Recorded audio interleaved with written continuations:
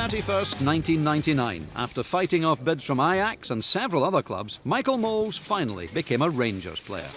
Like so many newcomers before him, he was immediately impressed by the history and traditions of a great football club. The first impression was really good because I saw the stadium, 50,000, also the entrance, the reception. Yeah, it was football what you smell there. And it's not like a new stadium or whatsoever, but really a football stadium. My feeling was directly good. And if I make a decision, I always do it on what I feel. Michael's first appearance at Ibrox was in the pre-season testimonial match for 9-in-a-row hero Ian Ferguson. That was when he realised just how big the Rangers support was. I remember the first game in the stadium was a testimonial from Ian Ferguson against Sunderland. And when I came there and I saw the people, I didn't expect for a friendly so many people.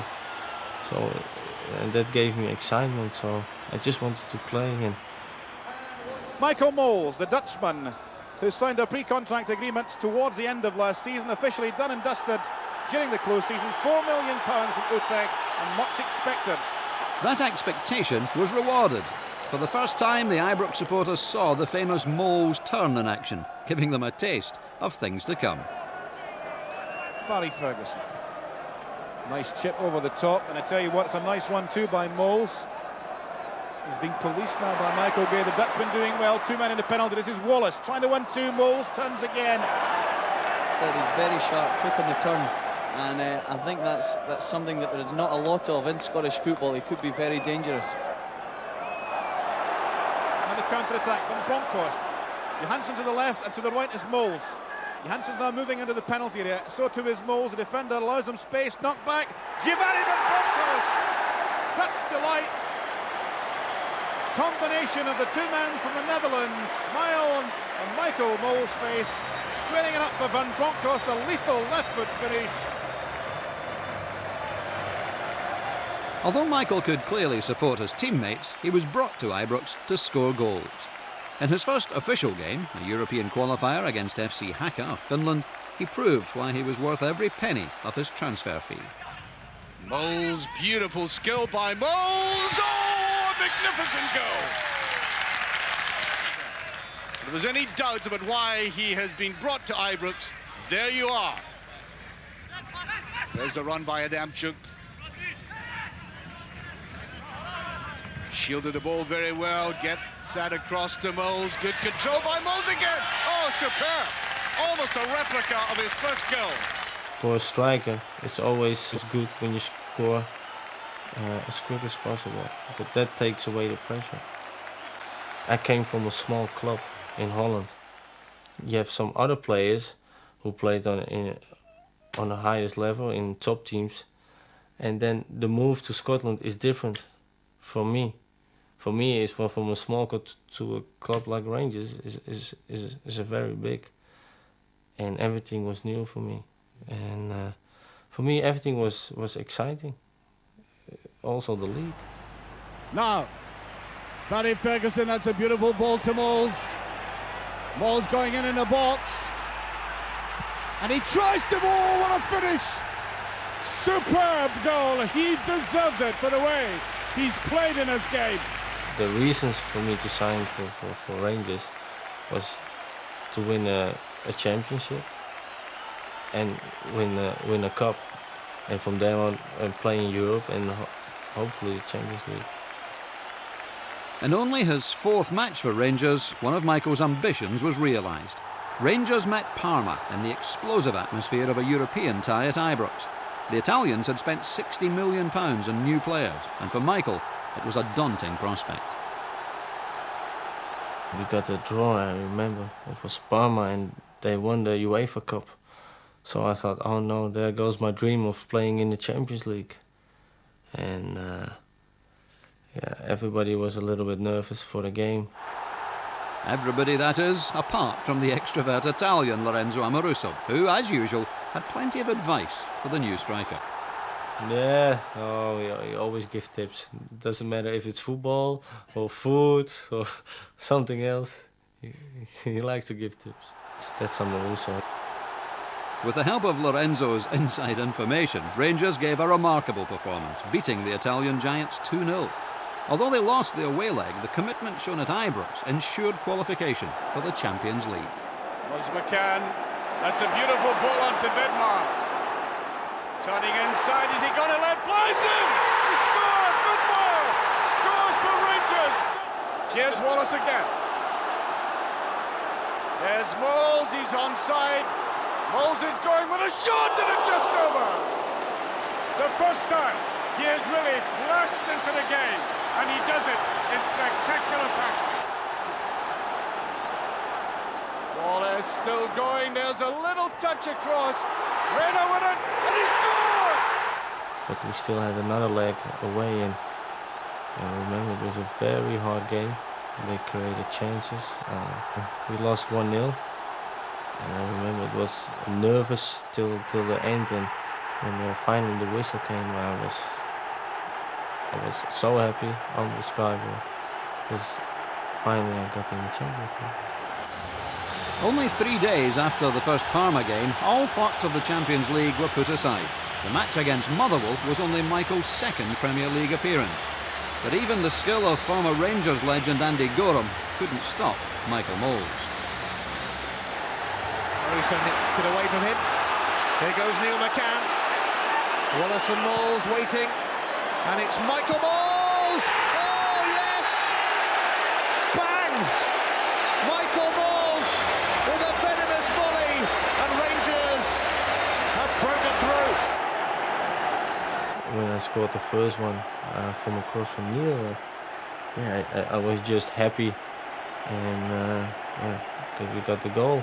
And of course, the only thing for me at that time was, and still is to get the 3 points. And I didn't have the feeling, oh, this is going to be my day.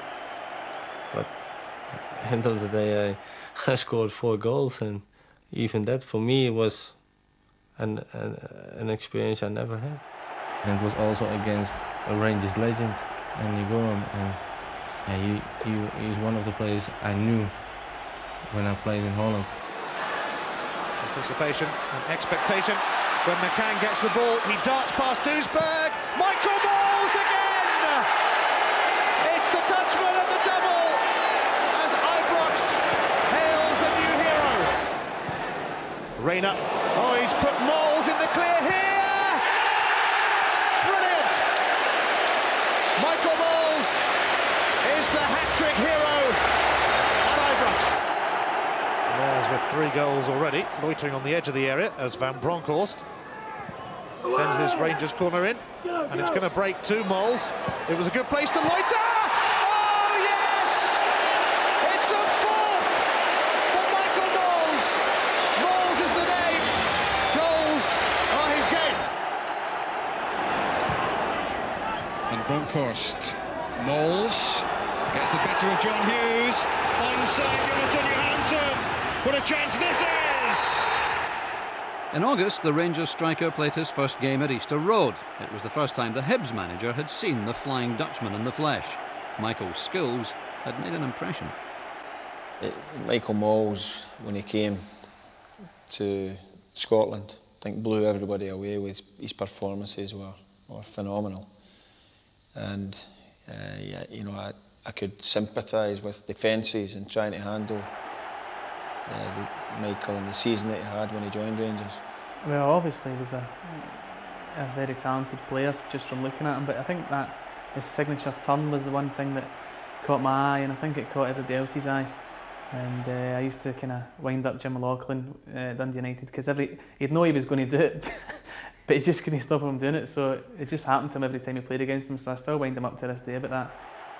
I think Rangers is a family club. The people are very friendly, the people are helpful, and I think the first moment you come here, you feel home, and he's the kind of player who needs that. I think the better he feels, the better he performs, and I think that from the first moment he arrived in Scotland, he showed what he was capable of. Players with Michael's talent need good players around them, and he realised that without a tightly knit squad, his task of scoring goals would be much more difficult. I must say the team I played in that time, for me, is personally the best team I played in. Everybody had this quality, but we also played very good as a team. Everybody knew what the other did during a game. But sometimes that communication broke down. Despite speaking English extremely well, occasionally the instructions from Glaswegian midfielder Barry Ferguson were slightly lost in translation. No, I asked for subtitles once in a while. So it's really hard when you start coaching. So sometimes I did the wrong thing. I said, yeah, I didn't understand you. But he was a good guy. He's a really good player. That teamwork proved to be vital. Rangers hadn't dropped a point since Michael arrived, and the performances of the new striker were making a major contribution to the League Championship challenge. Amaruso finds Mols. And Bronkhorst, that's for Amato. It breaks for Michael Mols. Mols does it again. His 8th goal in 9 games. Amato.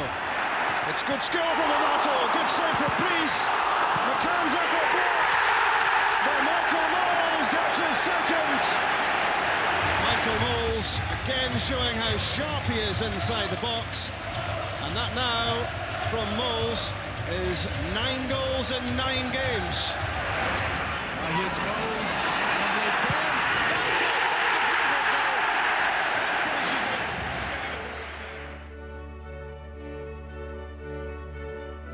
The Champions League, the greatest club competition in the world, the dream of every player.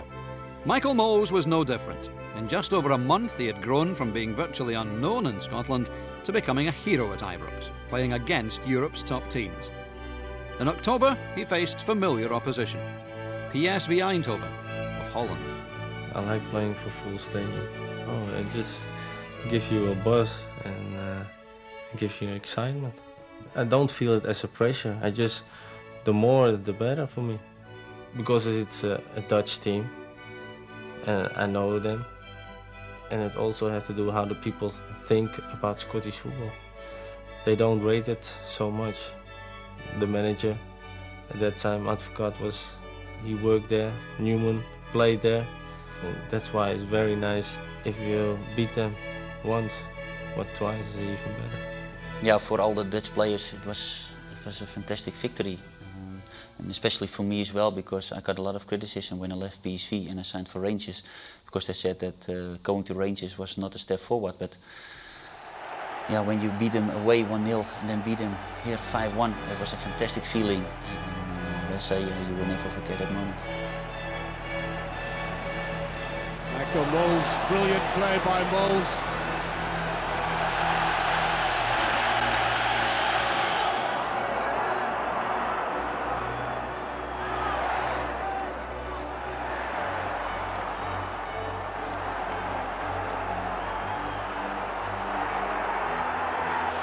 Here's Mols, a beautiful ball to the side. Now McCann. Little bit of space there. Puts it away to the far side and it's in!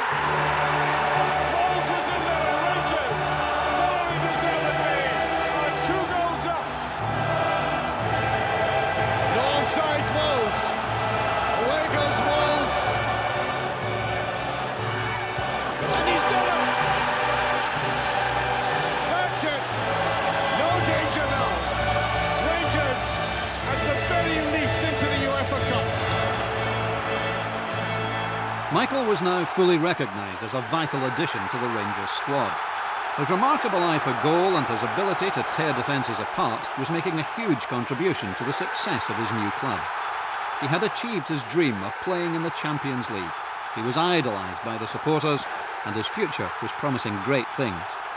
Then came that fateful night in Germany, which almost ended his career. The famous smile disappears when Michael remembers that awful night. Oliver Kahn came running out of his goal to intercept the ball. And my first thought was, okay, try to kick the ball past him so we can have an open goal or at least a chance. But then I saw I couldn't make it, and he made a tackle. So I tried to jump over him, not to land on him. And when I hit the ground, my knee twisted. And I felt directly something was wrong, because directly I had a strange feeling inside of my knee. So I waved to the doctor to come over because something wasn't good. And I went in the dressing room, and I was a little bit annoyed because not because of my injury, because we needed a draw at that time and we were 1-0 behind, and we made some good chances, only we couldn't score. And at the end of the day, it meant we're out of the Champions League, so it was a double blow for me. The doctor told me the worst scenario and the best scenario at that time. So I had already in my mind what I could expect, but we needed to wait for the scan. And I think the next day we made a scan. And I remember when they told me the news, I could cry at that time. I had the feeling I could cry. It was then the long, painful fight back to recovery began. Michael returned to Holland for an operation to rebuild his knee. Afterwards, long days were spent in the gym, enduring agonising physiotherapy, slowly restoring strength and movement to his damaged joints. The whole day I was in a gym or at physio, because it was so sore the way he works. But he had only one thing in mind: get back and play football again. I must say I owe a lot to my wife. In that time I was renting an apartment in Holland. So sometimes the elevator didn't work, so she had to bring all the groceries up. And I also had a newborn baby. And that was the hardest thing for me, because I couldn't do anything. And she had to do everything by herself.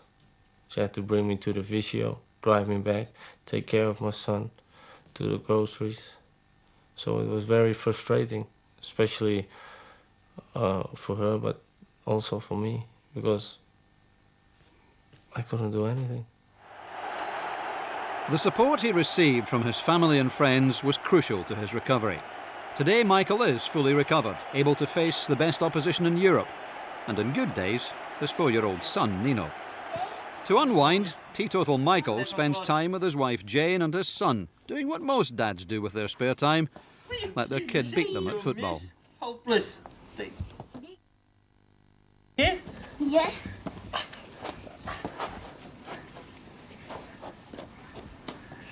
Where are you going? Okay, you.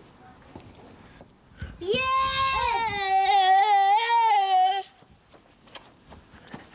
We had it birds for Rangers! Mikey Mols. He's Mikey Mols. He gets the ball and scores a goal. Mikey Mols.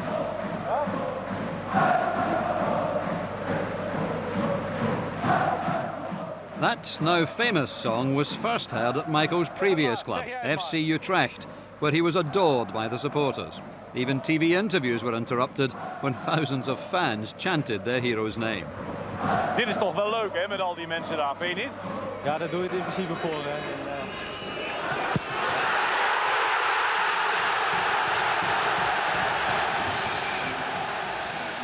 But Michael had to prove himself to his fans. The rivalry between Utrecht and Amsterdam is intense.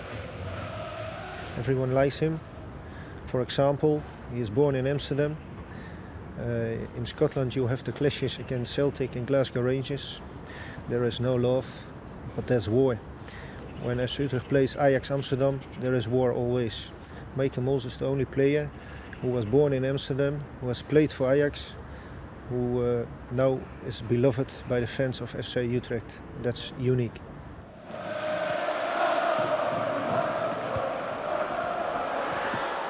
Michael's career began at Ajax, when at 15 he was selected to be part of the famous Amsterdam Football Academy. When I was young, I always wanted to be a professional football player. And with the youth of Ajax is very famous. And in that sense, it's an honor when you are asked, because a lot of kids, they want to play for Ajax, and they only pick maybe 16. Another famous Ranger who graduated from the Ajax Academy was Ronald de Boer, who even then recognised Michael's talent. He played in the youth of Ajax and I played in the youth of Ajax, so he was already there, so he was already known. So that was the first time that I met him. Yeah, we knew always that Michael, when he got on his feet, it was difficult to get it, and his turning and twisting was at that time already great. So he had it always, those skills. Only, I guess, when he got older, he got better, stronger, and I think he made it even to perfection, that style of playing.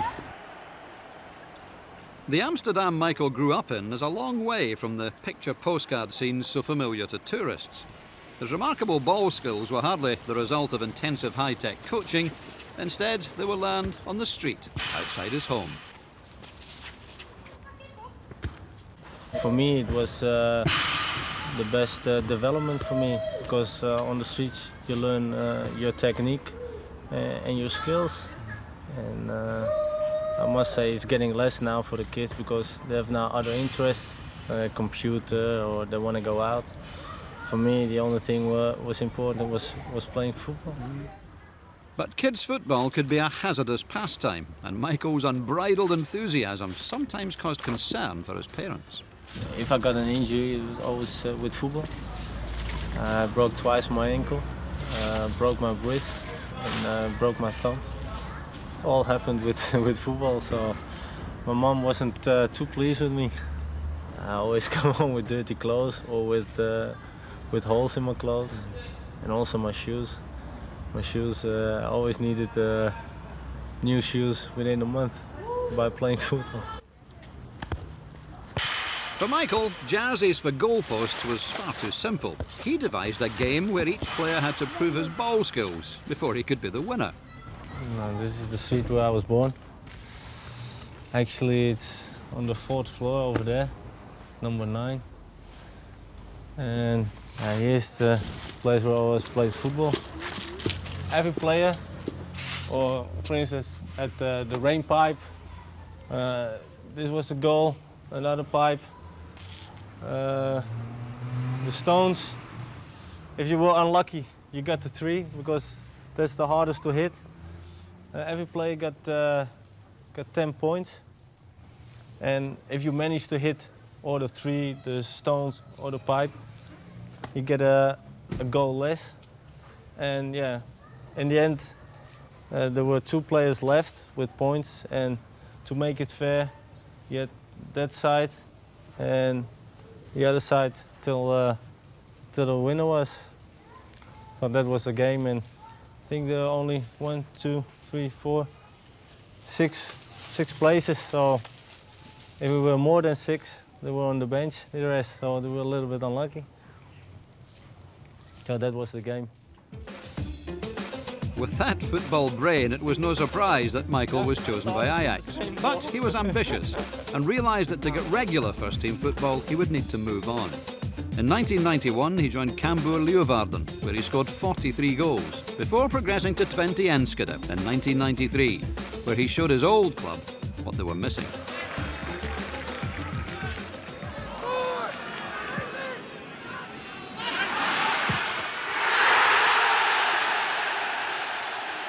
Yeah, he's different than most of the attackers you see. He's not big, he's not extremely quick, but he's turning so quick with the ball and without the ball that, yeah, it's you don't see a player like him every week, and that makes him so special, I think. Michael, however, was under great pressure at Twente Enschede. A hero of the fans had just left the club, and the new striker was signed to replace him. The funny thing was, at that time, or maybe now, I was bought as a replacement for Ronald de Boer. Yeah, he did very well at Twente Enschede. And Ajax decided to buy him back. He was the big star man there. And yeah, it's hard to fulfill his boots. I can imagine that. No, it was because I had a great year. I started not that great in Twente, and the first year, and then that next half year I scored a lot in 70 games, 11 goals and a bunch of assists, and I played really well. And we were, I think, second on the table at that time with Twente, and just 1 point behind Ajax. And that was, yeah, my goals was still hanging around there. So for him it was quite hard because I just had a great half year there. But I think he showed his quality, but especially when he left there, he went to Utrecht, then the real Michael came up. Although he was scoring goals, Michael wasn't happy at Enschede, and he found it hard to settle. Behind the scenes, some people were making it obvious that he was not wanted. A few people there, they didn't like him so much. I don't know why. I remember one time it was one man of the club. I don't know what his function was, but he said after a few months we arrived there, he said, yeah, the money that we paid for Mols, it was better to throw that into the water. Then we see circles, now we see nothing. And when he heard things like that, it's over with this man. He never shakes the man's hand afterwards. Yeah, he don't forget that. And a lot of these things together makes his move to Utrecht, and it was a very good move afterwards. So in 1996, Michael signed for the club which would make him a star. At last he was in an environment where he could concentrate on his football with remarkable results. For 3 seasons, Michael was top scorer at Utrecht.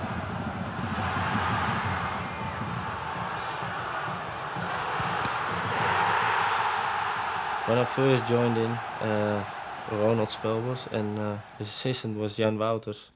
They were 2 well-known football players in Holland, very experienced and very good. Utrecht at that time just escaped relegation. So for me it was a little bit a step back. But because of the 2 managers, I decided to sign for Utrecht to get back the joy of playing football.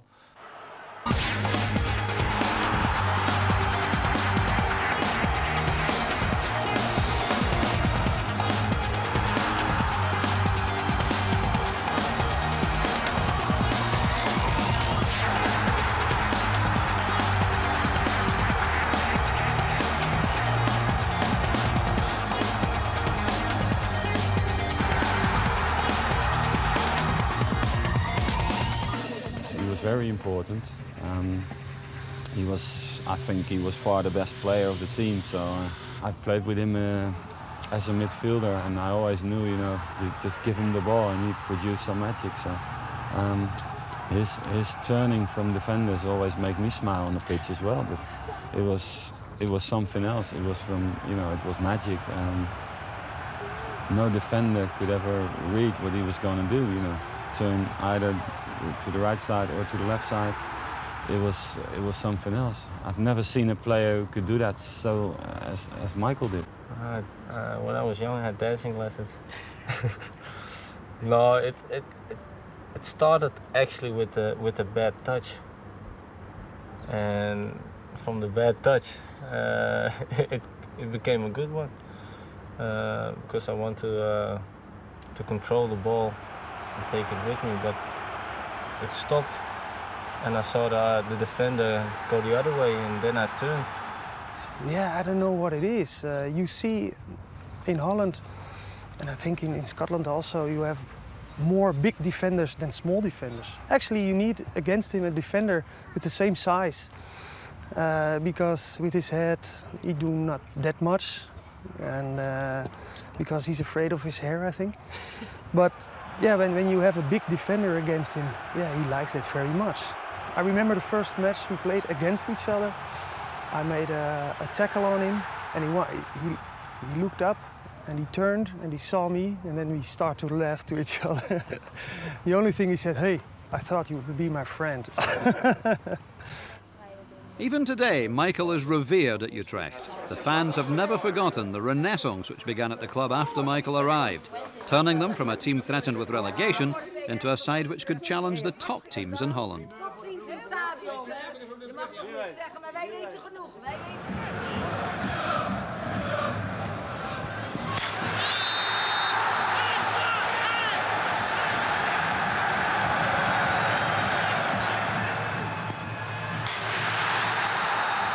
Even before Michael left for Scotland, many Utrecht supporters had adopted Rangers as their second team. My first match was Rangers Celtic, and it was the 5-1 we won against Celtic with the Ray Wilkinson goal.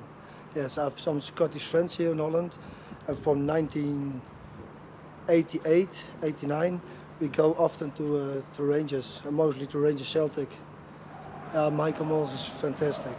He's our friend, and we loved him. This photograph is taken by Utrecht PSV Eindhoven. It's the last match from Michael Mols. In his final season at Utrecht, Michael won the Golden Shoe Award for being top scorer in the country. It was a great accolade, but the tribute paid by the supporters when he left was truly remarkable. I remember I was practicing a farewell speech in the car because I'm not good at that. Because I remember they asked me, because after the game they did a little ceremony, and so I could thank the public. I remember doing the warming up and look around and all the banners and all the people who were there for me. Yeah, I was involved myself, and I think it took half an hour that the public was standing up and standing ovation, shouting his name and singing his name, and I still, it's still there, in my mind. I don't think I ever gonna forget that. After Benny de Bode made Michael an honorary life member of the supporters club, the world saw Michael Mols for the first time in his new colours. The famous red, white and blue of Rangers, where his performances in a blue jersey would generate the same fanatical following at Ibrox.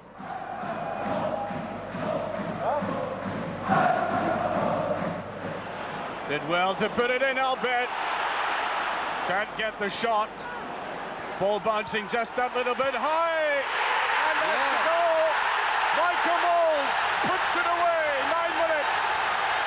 And Mols comes back with that glory goal for Rangers. What a return to the side. That goal at the start of season 2000-2001 was a triumphant return, proving that Michael could compete at the highest level despite the injury which had kept him out for 10 months. However, unknown to the supporters, Michael knew he was not at his best. I always have self-confidence, so that wasn't a problem. But what I said, the occasion helped a lot, especially Stoom Grass. I thought, yeah, I'm back again. And when you see the crowd, the music, everything, and also the way we played really well. We won 5-0. But because we played well, it covered up a lot about my game, my knee, and I felt I wasn't there yet where I should be. Apart from Michael's form not being all that it could, another problem he had to contend with was the signing of 2 new strikers. Scottish international Billy Dodds was signed, and a new record set when Rangers paid Chelsea £12 million for Torrey Andre Flo. But Michael didn't consider this a setback for his career. No, because I have, what I always said, I have confidence in myself. I know what I can and what I can't. As long as I'm 100% fit, and then I don't mind who they buy. That attitude ensured that Michael fought on despite his injury and scored important goals for his club. Rangers had to beat Monaco to progress in the Champions League, and once again Mols proved his ability to compete against the best players in Europe. It's a winner-take-all scenario. Victory for either team means they must go through whatever happens in the other game. Wilson with a tiny ball on to Rich. Mols. Magnificent play. Some crashing in by Bonner. Injured or not, he could play this fellow. So much to admire there. No wonder they love him at Ibrox. But how long will Mols manage to soldier on up front?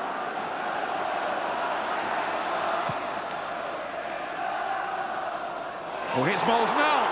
He's clean through. Michael Mols!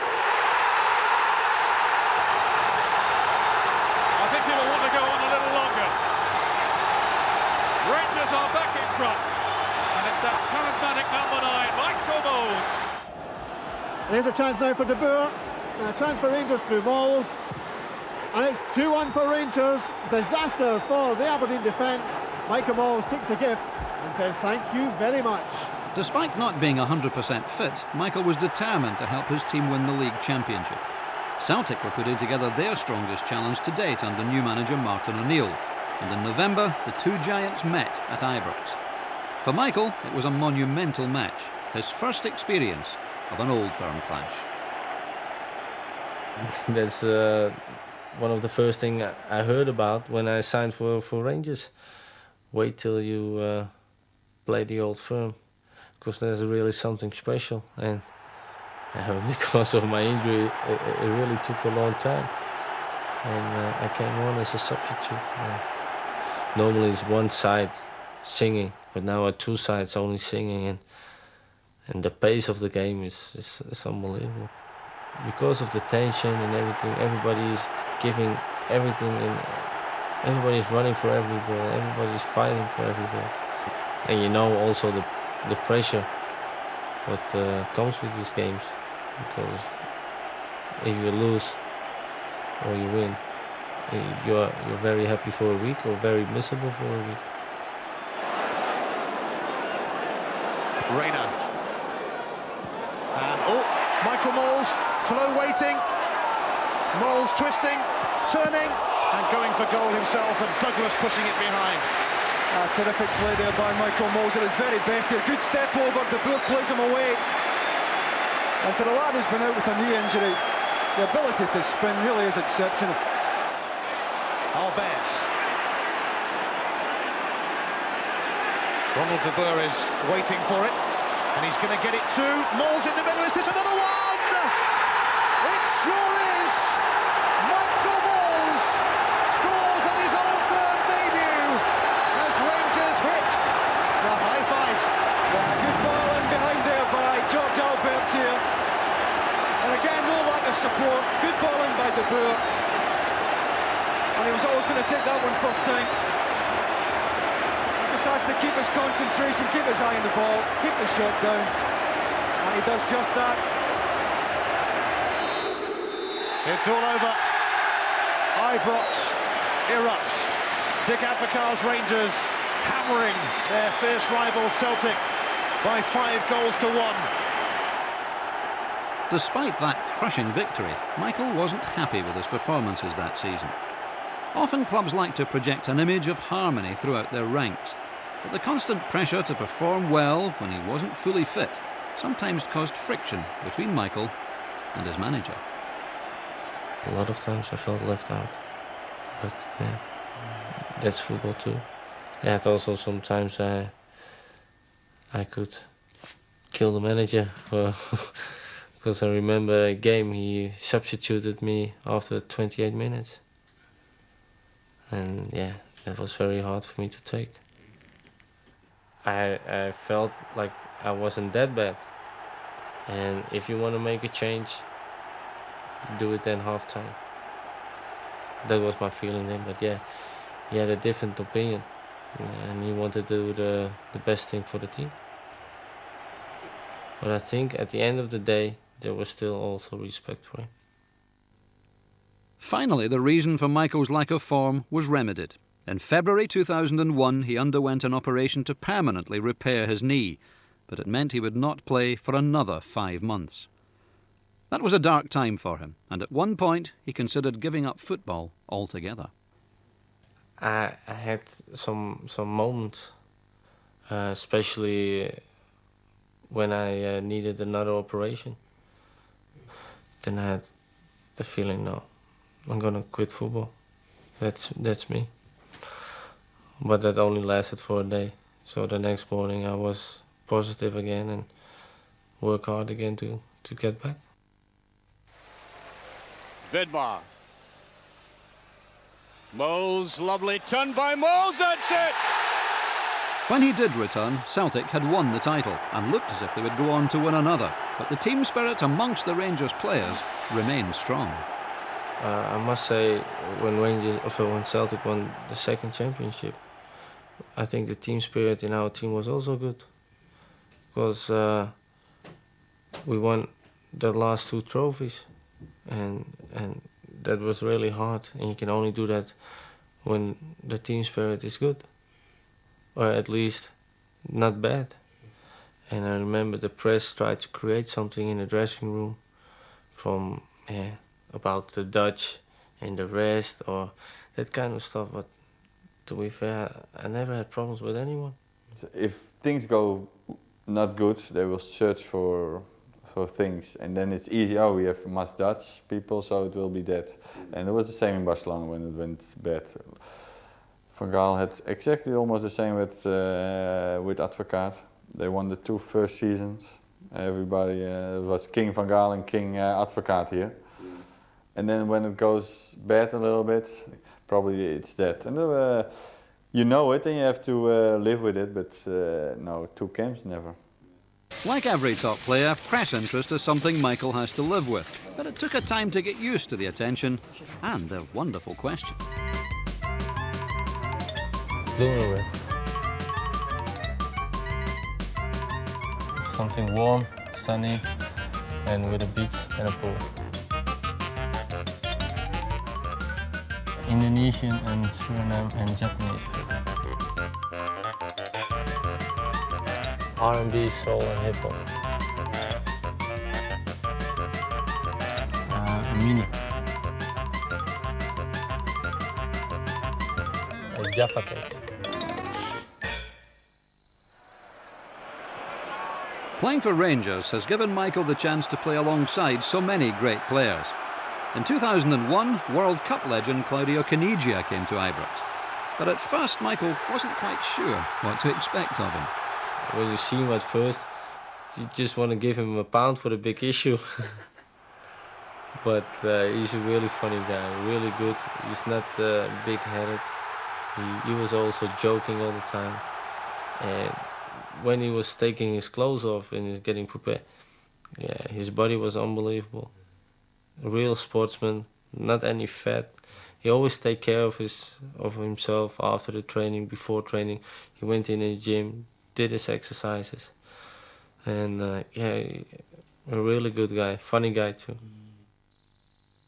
However, this was a difficult time for Michael. He was often left out of the starting lineup, and he was determined to show that he could make a contribution to the team. There seemed to be hope for him when in December 2001, after 2.5 years in charge, Dick Advocaat became Director of Football and was replaced as manager by Alex McLeish. I never felt more confident in a job as a manager. And I told the players what I expected of them and what I expected for myself in terms of Rangers Football Club. It's going to be a fresh start and it can give you another chance, especially when you before was left out by the other manager. But Alex McLeish was under great pressure to bring silverware to Ibrox, and with the championship almost certainly lost, he couldn't take any chances with Rangers' remaining hopes. We persevered, we watched them in reserve games and felt that on the standards that he'd set before, that it wasn't the same Michael Mols. But, you know, as I said, nobody in that squad thought that they didn't have a chance of getting back into the Rangers team. We made that, I think, very clear to everybody, and that there would be plenty of encouragement.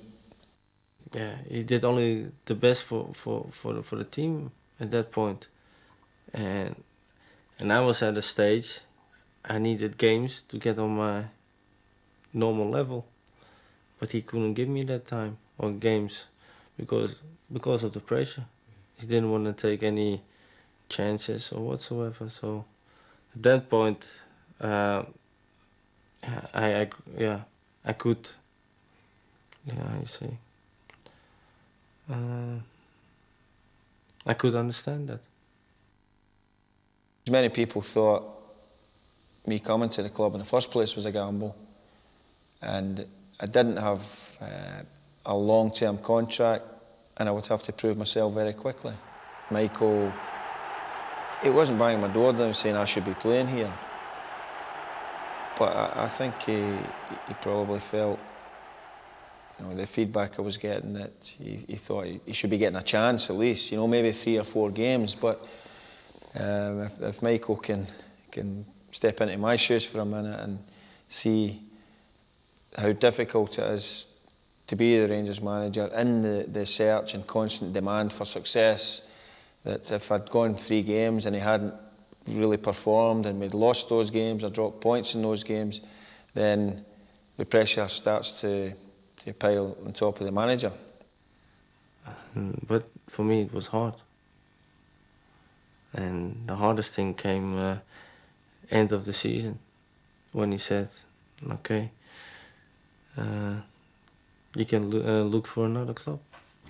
It was a blow at that time, but I said, no, I'm gonna come back, do a good pre-season and give everything, because I knew I was almost there where I wanted to be. I was fit. I just needed a good pre-season and get games, and then we will see. And that would be my last chance. But if I go to another club, I would never get a championship. I felt the best place for Michael to prove to me that he was ready for a first-team recall was in the under-21s. Michael played in a game at Dumbarton I went to see. He lost the ball edge of the box, and the left back ran out with it and proceeded to run the length of the pitch. And none of our midfielders came across to him, none of the defenders came across him, and Michael Mols chased him right back to round about our corner flag and made a challenge there. And I said, well, I absolutely adore that attitude. And I thought, there's a guy trying his guts out to get back into this Rangers team, because he's got unfinished business. It's another throw. Mols spins away on the left foot. It's like he's never been away.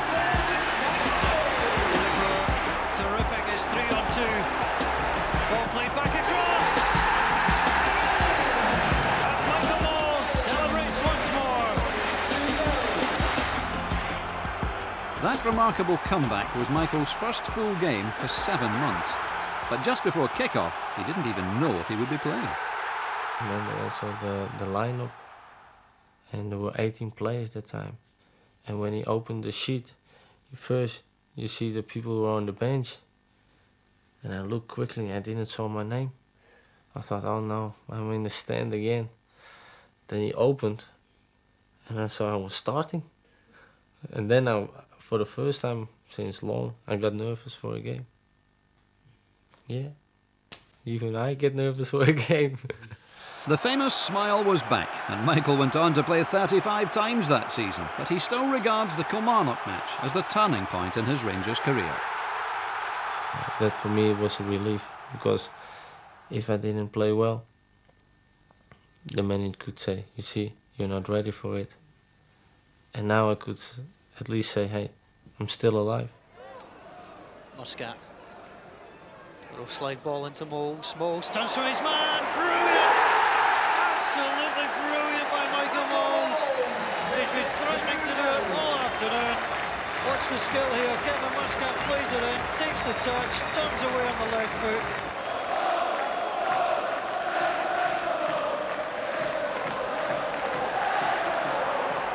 With Michael back at his best, his dream of a championship medal was back on. But to achieve it, Rangers would have to beat the team who had won the last 2 titles, Celtic.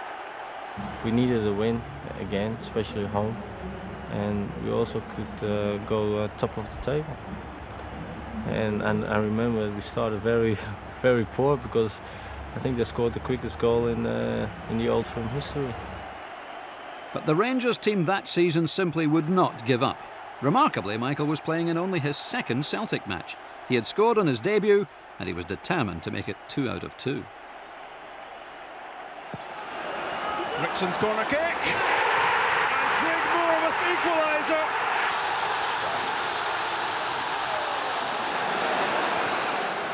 Newman up to Mols, good touch, good control, good pass. And Valhaden can't keep out here. McCann tries to get beyond Baldic, great ball in!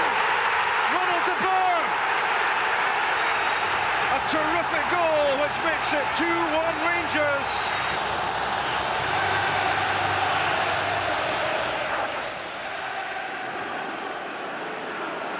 Fernando Rickson, lovely run, still going, good touch, here's Michael Mols, 3-1.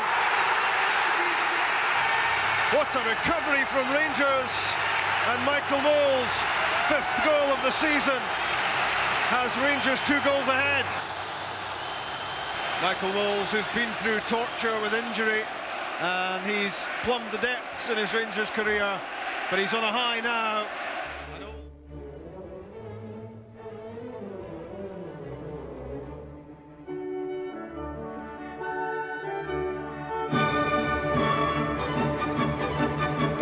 Michael Mols forces it in, and Rangers are level. It's useful, very useful. Michael Mols. If I don't have any joy, I can't play football. When everything goes well, I don't think. I just do whatever and it works.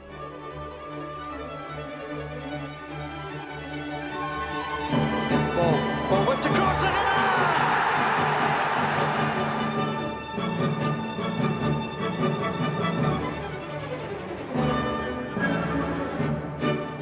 They turn away, and that was so close, and it comes back to Michael Mols.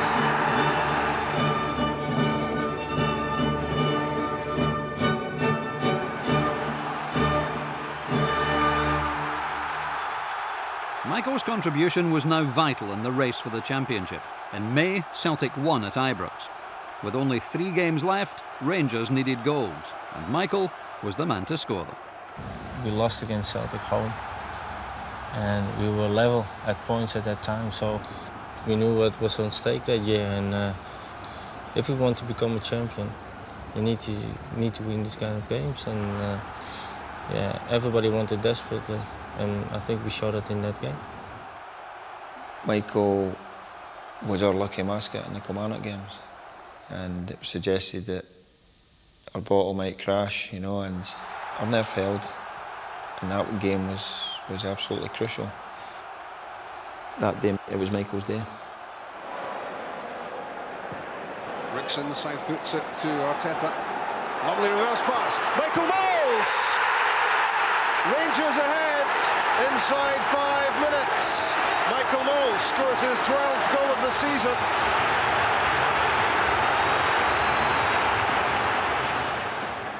Ferguson for De Boer, onside. Good save, Gordon Marshall. The danger might not be over though, because Michael Mols has scored again. 2 in 90 seconds for Mols. What a start for Rangers. What a start for Michael Mols. This is magnificent. Long De Boer stays on side again. He does well here. Marshall does his job. But what about this? That's vision, awareness, ability, everything put together from Michael Mols. It's a fabulous goal to recognise the situation, the shot's on, and there's nothing Kilmarnock defenders can do about that. A 2-0 win at Tynecastle meant that the championship race between Rangers and Celtic would be decided in the last match of the season. The tension for the supporters and the players was almost unbearable. The atmosphere was unbelievable, it was fantastic. Although there were 50,000 people, you had the feeling that there were 200,000 people in the stadium. The noise was unbelievable, and the moment we came out of the dressing room and we came on the pitch, then it was an explosion. And that gives you such a good feeling. And you feel the adrenaline pumping through your veins and through your body. I was 100% sure we're going to win the game against Dunfermline. But the thing is, is it going to be enough? That was the big question that day.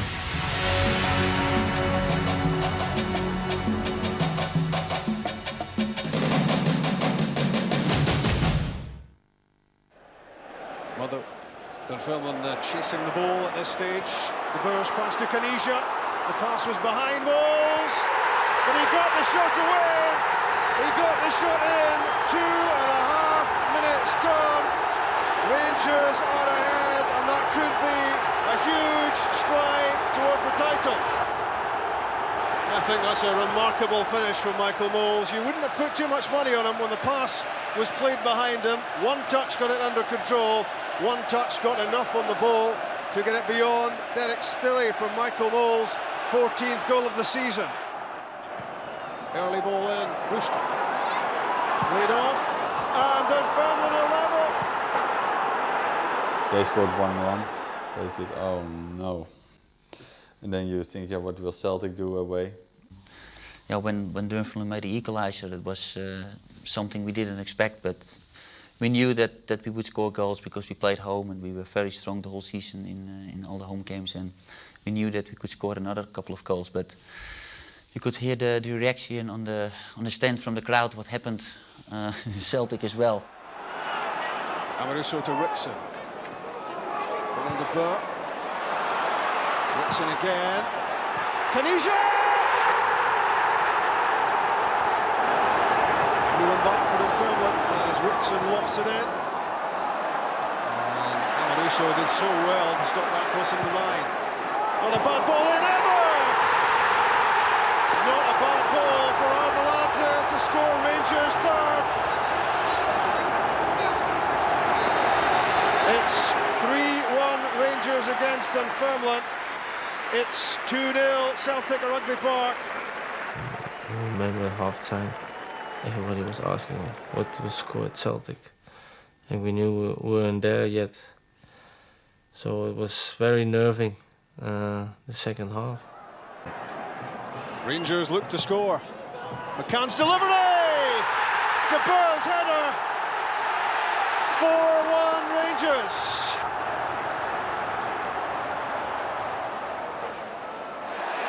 McCann turns away from Mason, gets to the byline, and Stephen Thompson scores Rangers' 100th league goal of the season. It's the 5th against Dunfermline, and it might be the goal that points Rangers towards the championship.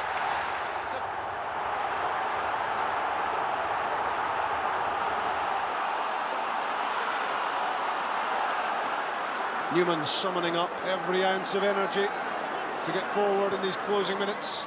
McCann gets it back from De Boer. Neil McCann. It's a penalty. It's a penalty against Mark McGarty. This could be the championship winning goal if Mikel Arteta can hold his nerve. He can! Rangers 6, Dunfermline 1, and the championship appears to be Rangers.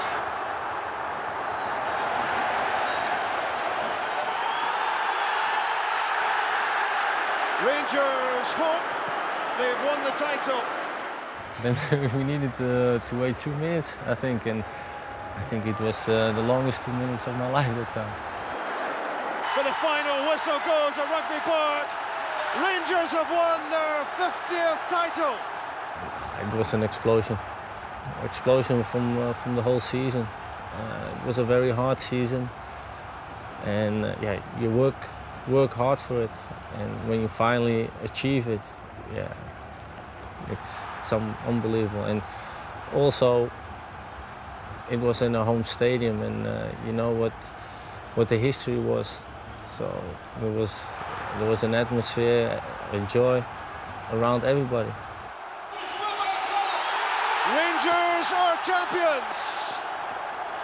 And for Michael, it was a very emotional day. I remember him on the pitch with his son Nino, and yeah, he was looking every time around him and so happy that he finally won the league. And for all the players, it is a fantastic moment. We will never forget it. It was a profoundly satisfying moment. Although he was given a championship medal in 2000, he had only played 9 games before his injury. This time Michael knew he deserved his triumph.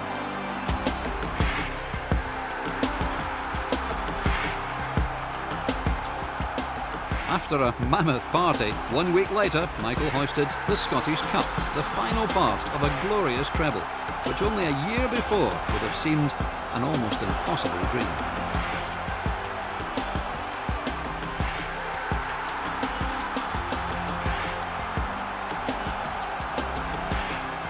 CIS Cup. This is for me the most important one, as strange as it may sound. This is the first trophy I really won in a final against Celtic. And after I've been through, I would never thought I would finally get a medal. The only cloud on Michael's horizon was the end of his Rangers contract. He wasn't sure if it would be renewed, but his manager knew Michael's worth. And in terms of a new contract, offering a new contract, then Michael had scored 14 goals. And I thought, you know, we can't let a guy go that has scored 14 goals and who's got better and better as the season progressed. Michael eventually signed a 1-year extension amid rumours that due to the financial constraints placed on Rangers, he had taken a wage cut. It's not a rumour, that's the truth. And not a little pay cut either. But that's the situation nowadays at football. And on the other hand, I also had the good times in football. But for me personally, I never played for money. That's the attitude which has endeared Michael to the Rangers supporters. He received a standing ovation when he came on in the pre-season friendly against Everton and repaid the fans with a goal. Oh, I had a lot of family in the stand. 50,000. Yeah, at one point it was a surprise, yeah. But at one point I always had a good relationship with the supporters. I don't know why, but they supported me always and always all the way. It helps you, especially in difficult times. Michael showed that those difficult times were far behind him by making a magnificent start to the season. Mikel Arteta to deliver. Craig Moore's header. Michael Mols scores the second goal.